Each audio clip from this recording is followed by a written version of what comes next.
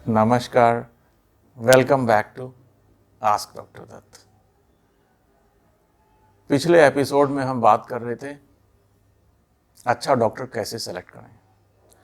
आज बात करते हैं आपने अच्छा डॉक्टर सेलेक्ट कर लिया, अपॉइंटमेंट फिक्स कर ली, अब क्या करें। तो सबसे पहले अपना मेडिकल रिकॉर्ड निकालें और उसको क्रोनोलॉजिकल ऑर्डर में अरेंज कर लें, most recent at the top. अगर आपके कोई टेस्ट एबनॉर्मल कभी आए हों, एबनॉर्मल, उन्हें हाईलाइट कर लें। आपको किसी बीमारी के लिए कोई डायग्नोसिस दिया गया हो, उसको भी हाईलाइट कर लें। उसके बाद एक कागज़ लें, उस पर जो सवाल आपके मन में है अपनी बीमारी के बारे में, जो आप डॉक्टर साहब से पूछना चाहते हैं, उनको लिख लें। समय पर कंसल्टेशन के लिए जाएं, लेट ना हो।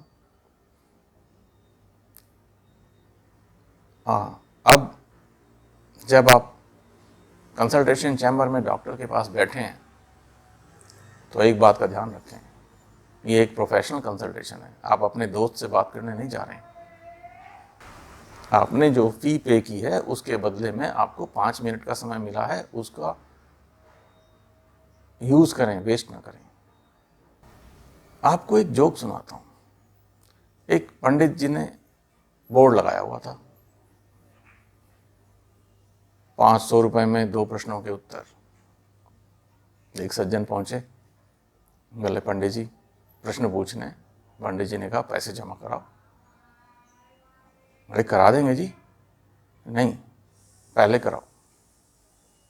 अरे लेकिन रेट ज़्यादा है। मेरा यही रेट है,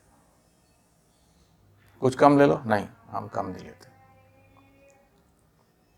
खैर, सज्जन ने 500 रुपये जमा करा दिए।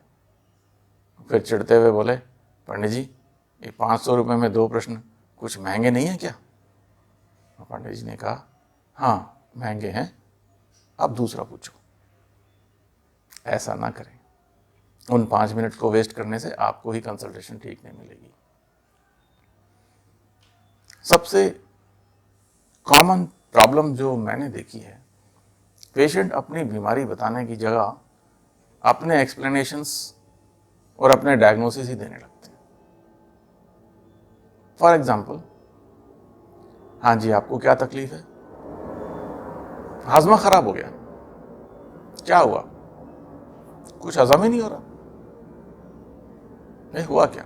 अजी वो परसों जो है जी बाजार गए थे और ये बच्चे पीछे पड़ गए, और जी मैंने भी ना गलती कर दी, मैंने भी इनके कहने से गोलगप्पे खा लिए। उसके पानी में कुछ था।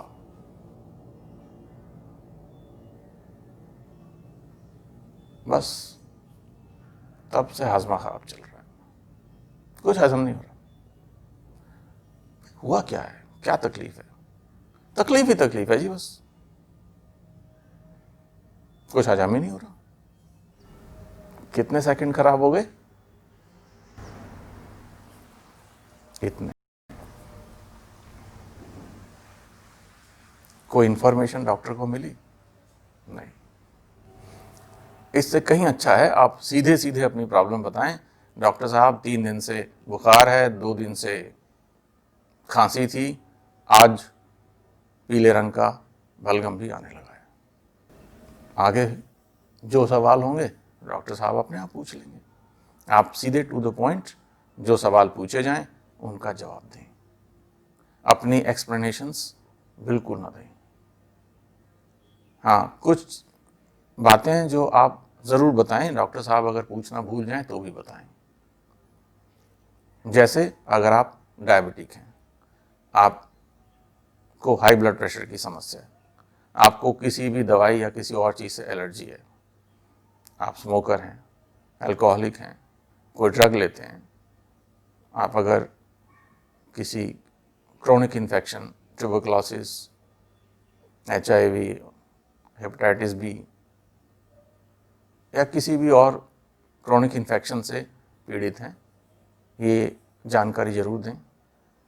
कभी भी आपको कोई दिल की बीमारी हुई, कोई दमे की शिकायत हुई, अवश्य बताएं।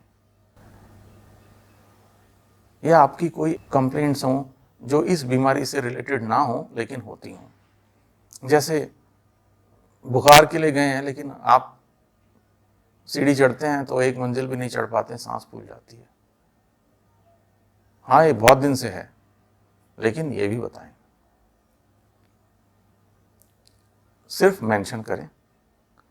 अगर ज़रूरत लगेगी तो डॉक्टर साहब आगे सवाल खुद पूछ लेंगे। अगर आप कोई दवाई खा रहे हैं तो उस दवाई के प्रिस्क्रिप्शन के साथ साथ उसका रैपर भी लेकर जाएं। बहुत बार दवाई के नाम से पता नहीं चलता कि इसमें सॉल्ट क्या है। पुराने रिकॉर्ड्स साथ रखें, मेंशन कर दें कि मेरे पास रिकॉर्ड हैं, डॉक्टर साहब को चाहिए होंगे तो वो मांग लेंगे। ज़बरदस्ती वो पुराना रिकॉर्ड उनकी आंख में घुसाने की कोशिश ना करें। जब आपको टेस्ट के लिए बताया जाए, ध्यान से सुने, नोट कर लें। दवाई लेने का तरीका समझाया जाएगा, उसे नोट कर लें या डॉक्टर साहब की परमिशन लेकर स्मार्टफोन पे ऑडियो रिकॉर्डिंग कर लें। अब जब प्रिस्क्रिप्शन आपको मिल गया है, तब आप डॉक्टर साहब से वो सवाल पूछें जो आप पूछना चाहते थे। उनके जवाब भी आप नोट कर लें या रिकॉर्ड कर लें। आज इतना ही। अगली बार बताएंगे प्रिस्क्रिप्शन मिलने के बाद मेडिसिन्स कैसे खरीदें और कैप्टिव फार्मेसी स्कैम से कैसे बचें। ट्रस्ट मी, नेक्स्ट एपिसोड की इंफॉर्मेशन आपके बहुत काम आएगी। तब तक के लिए स्टे हेल्दी।